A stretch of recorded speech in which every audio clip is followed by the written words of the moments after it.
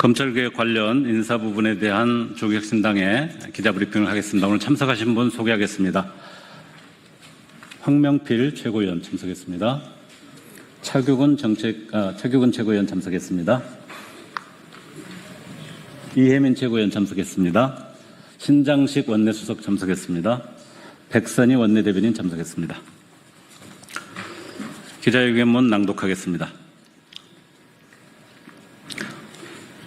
봉욱 민정수석과 이진수 차관은 검찰개혁에 대한 입장을 명확히 밝히라.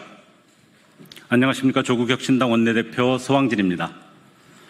이재명 대통령이 봉욱 전 대검 차장검사와 이진수 전 대검 형사부장을 각각 청와대 민정수석과 법무부 차관으로 임명했습니다. 고민과 숙고 끝에 나온 인사였을 것입니다. 그러나 봉 수석과 이 차관의 과거 행적을 볼 때 검찰개혁의 적임자인지에 대한 우려가 제기되고 있습니다.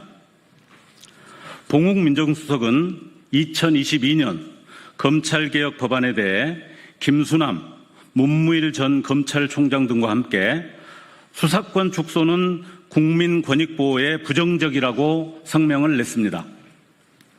앞서 2019년 검찰총장 물망에 올랐을 때에도 수사와 기소 분리에 대해 반대 입장을 표명했습니다. 당시 검찰개혁을 하겠다고 거짓말을 하고 검찰총장이 된 사람이 윤석열입니다. 이진수 법무부 차관 역시 서울 남부지검 간부들이 수사와 기소는 분리될 수 없다는 취지의 성명을 낼 때 대표로 이름을 올렸습니다. 특히 지난 3월 지규현 재판부가 윤석열을 석방했을 때 열린 대검 부장단 회의에서 석방을 찬성했습니다. 그 덕에 윤석열은 아직도 거리를 활보하고 있습니다. 검찰개혁을 완성해야 하는 이 시점에 검찰에 잘못된 신호를 줄 수 있다는 우려가 제기되는 이유입니다. 이에 묻습니다. 봉욱 민정수석은 기소, 수사를 분리해서는 안 된다는 입장입니까? 대통령에게 어떤 검찰개혁 방안을 올릴 예정입니까?